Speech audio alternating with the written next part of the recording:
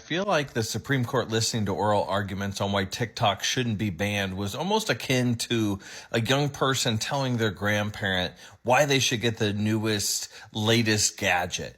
You know, your grandparent listens and they're like, okay, so I understand that you want this thing, but don't you already have this and that and the other? And isn't that like the same? And you're like, no, no, no, no.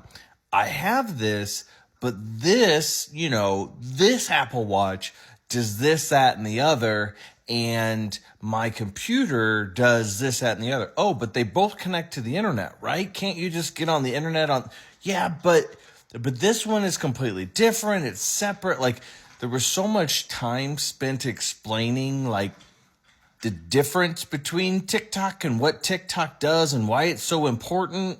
And they just don't quite understand it. Like, it's like, well, why can't you just use, Facebook or Instagram to do all your social media? It's like, well, it doesn't really, it doesn't have the algorithm. It doesn't push things out. It doesn't, get things out to the audience in which is intended. Yeah, but can't you still communicate with people? And you can still post videos there, right? And you're like, yeah, I can, but, or, they're like, oh, well, what about the Chinese having your information? Isn't that bad? And you're like, yeah, but so does Timu, so do these other things. And they're like, well, yeah, but like, they don't quite understand it.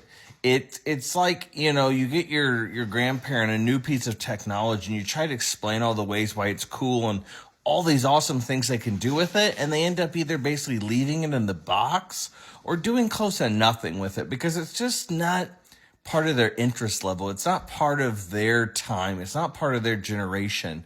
And for so many people, TikTok is part of their life that it's just not part of the Supreme Court justice. If you look up the age, I mean, you've got kind of the newer group in here with Barrett and Brown and Kavanaugh, who are on the younger side in their 50s. But then you also have, some really older ones, but just none of them are quite understanding why TikTok is so important and why so many people want to keep it in the U.S. as a viable social media platform.